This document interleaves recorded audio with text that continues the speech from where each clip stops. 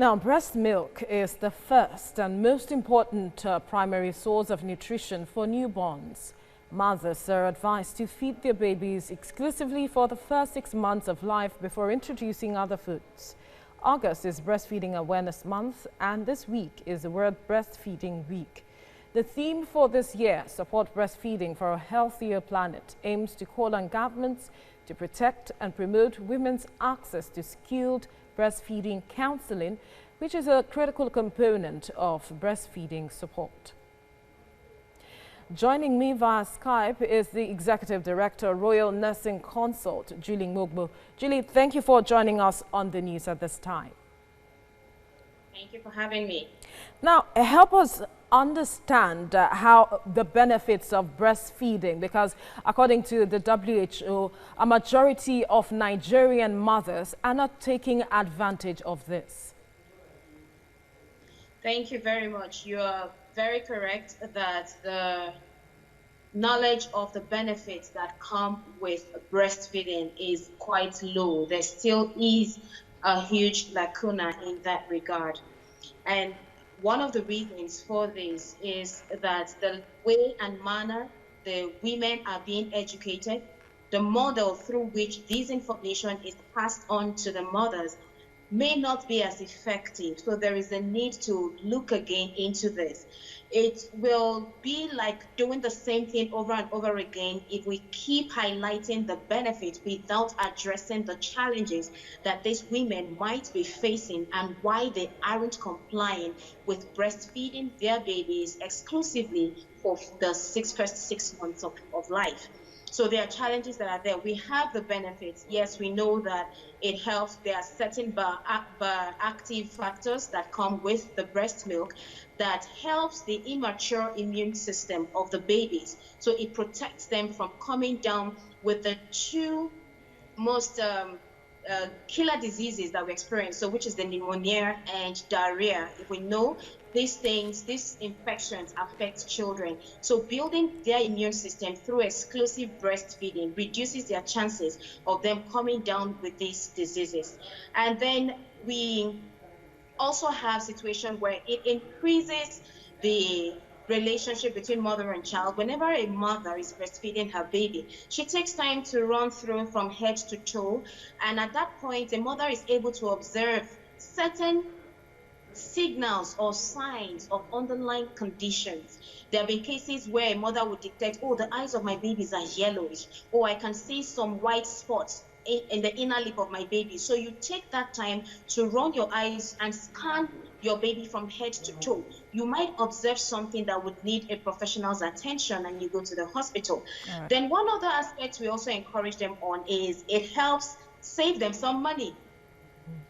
It actually saves families some money. So you feed your baby exclusively. You're not bothered about buying some products off the shelf to feed your baby every day. All right, now the National Assembly, according to a recent report, is looking to incorporate exclusive breastfeeding and also create the environment for that in the National Health Insurance Bill. I wonder how this comes to you. Something encouraging? It is very encouraging. We usually would say so that there's a need for us as a people, as a government, to look into these matters because breastfeeding saves lives. So if there's anything that can be done to ensure that women are supported to breastfeed their babies, even to the workplace, because we have situations whereby women are in a hurry to return to work and they are not going to get paid if they don't report to work. So they just get to do about 3 months exclusive breastfeeding and they stop because they have to report to work. So what if the government can get this to happen, it's going to make a whole lot of sense. I think we're going to be helping many women and then saving many lives.